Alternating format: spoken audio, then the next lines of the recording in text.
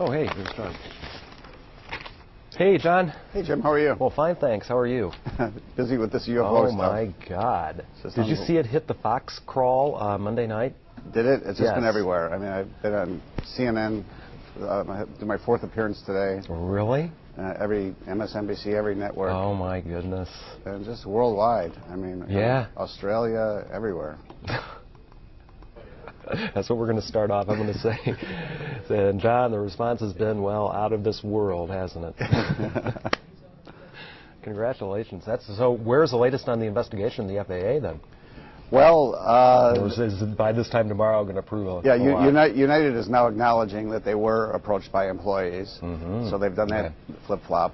And I'm trying to locate photos of this. I'm told there may be photos. Really? Wow. That would be cool.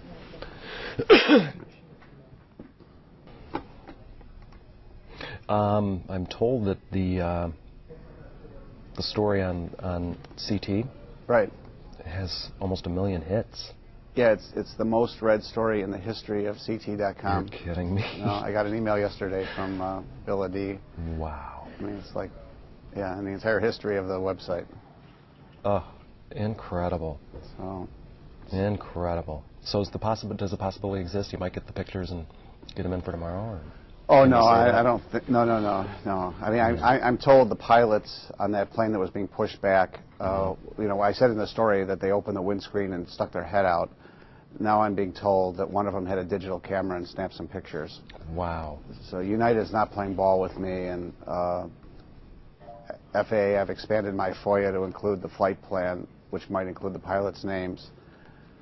And I'm trying to work with the union as well. Are they still going by weather phenomenon?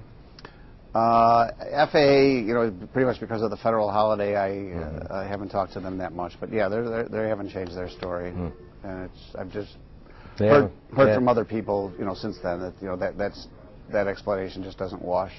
And they haven't gone out of their way to say anything otherwise so far. No, I mean they say, you know, it was November 7th. They're moving on.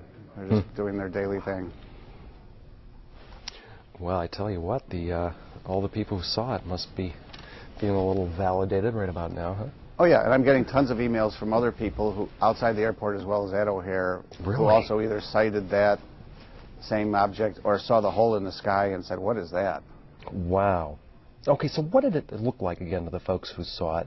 It was a saucer-like object hovering over the United terminal, right? Yeah, directly over gate C-17. It was stationary in the sky, dark gray metallic, you know, like I say, saucer-shaped, no lights, and it was there for some minutes. And then when it disappeared, it just streaked through the clouds with such energy that it broke a big blue hole in the overcast, and the hole remained there for several minutes until the wind drifted and pushed the clouds back together. So the blue was the sky. Yeah, the blue was the sky, but otherwise the entire skyline was cloudy. Totally overcast, huh? Man. So you know, it's nothing. An airplane just doesn't react like that. It does. It slices through, and it doesn't disturb the atmosphere. Man.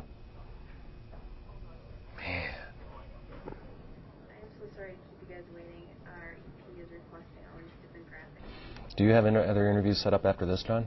Yeah, I'm going back on a radio station, a couple of radio stations this afternoon, and then Headline News has a show I'm doing at 3 o'clock. Okay. Ooh, I'll have to watch if I'm... Yeah, I'll be off the set by then. Okay, Australia, what other international? Oh my God! I mean, all over Europe. Oh my gosh! You know, hearing from people, you know, Ireland, they say, you know, we heard about what's happening at O'Hara. You're kidding. I mean, Butch O'Hara. I mean, just as well as serious, you know, researchers at major U.S. universities who've attempted to do their own investigations, and when they go to the government to try to get information, they get stonewalled. So there really is this universal feeling that the government knows a lot more than it's willing to tell. Oh, man. Okay.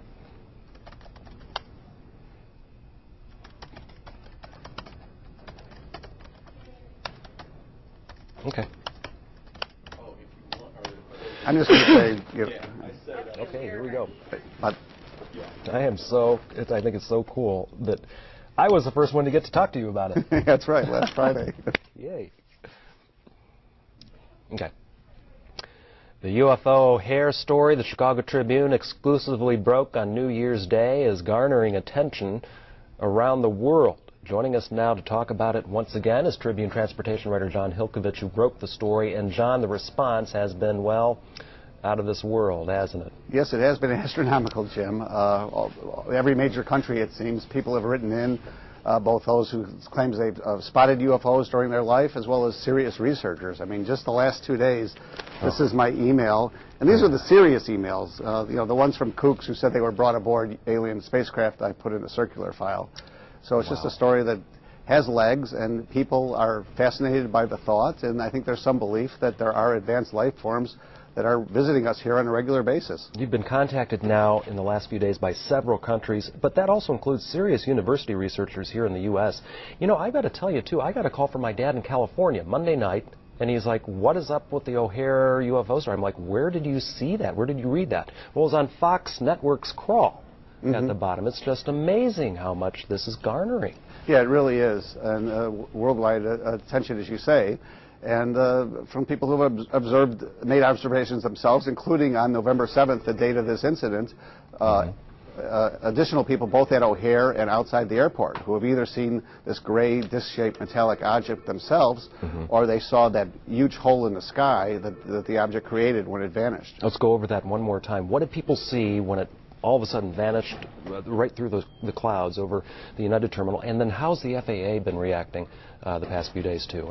Any new ground on that? Okay. Well, the object was hovering in a stationary position about 1,500 feet above the United terminal for some minutes, and then when it left, it just burst through this thick cloud layer, creating a large open space of blue sky on an otherwise overcast day. It took some minutes for that opening to close up when the clouds drifted back together.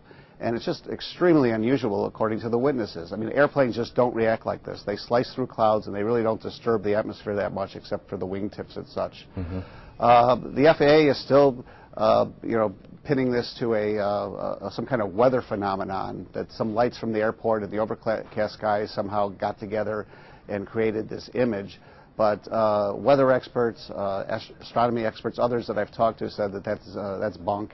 That explanation just doesn't wash. United, on the other hand, after first denying that they got any reports from employees about this sighting, is now saying, yes, indeed, their employees did approach them immediately because of concerns about safety. And to reiterate, Jon, the witnesses who originally came to you are all seasoned, professional, credible professionals like pilots who saw this. They're pilots, they're senior managers, they're mechanics, and others. So, they are very truthful about what they're saying, and we're trying to locate photographs, if they do exist, of this incident. Well, Jon, we know you have plenty of other interviews to do today with other countries, so we'll let you go and we'll keep our eyes to the sky. Thanks. Thank you, Jim.